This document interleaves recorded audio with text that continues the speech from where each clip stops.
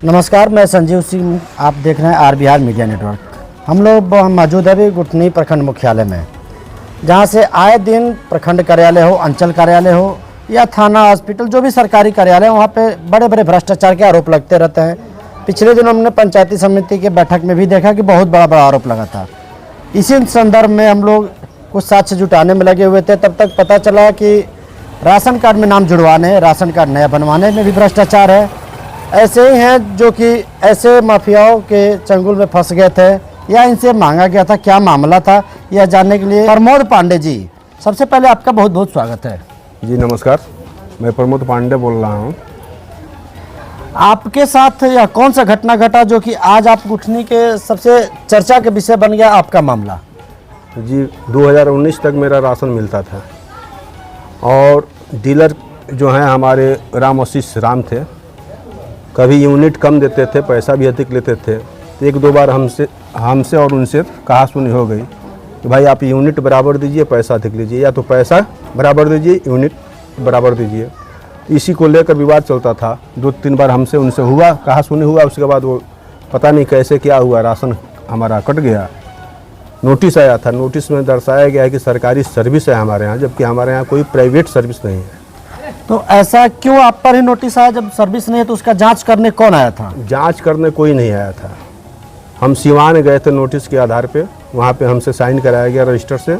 हुआ कि फिर दोबारा नोटिस जाएगा, दोबारा नोटिस ना आया, ना कोई जांच हुआ।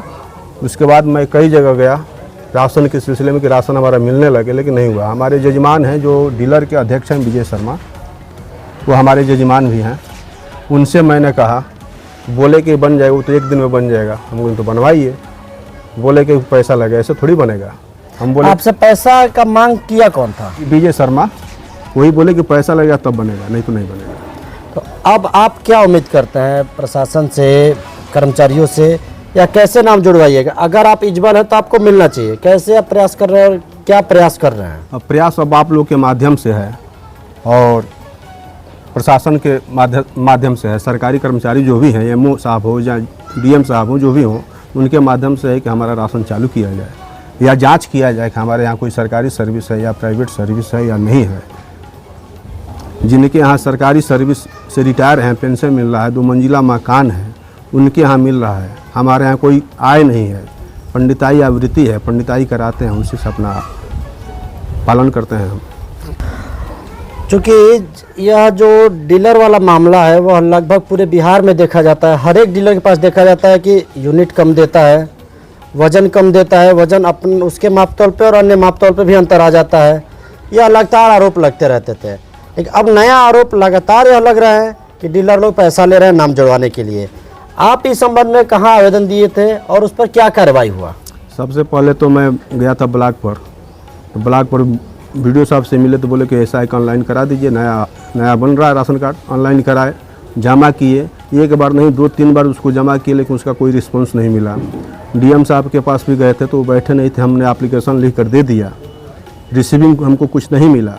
उसके बाद जो है हम चले हैं वहाँ से, फिर दोबारा हुआ कि ऑनलाइन कीजिए। ऑनलाइन किया, जो हमारे सगे संबंधी हैं, चाहे जो मित्र हैं, जो हमारे संपर्क के हैं, उनसे भी मैंने कहा।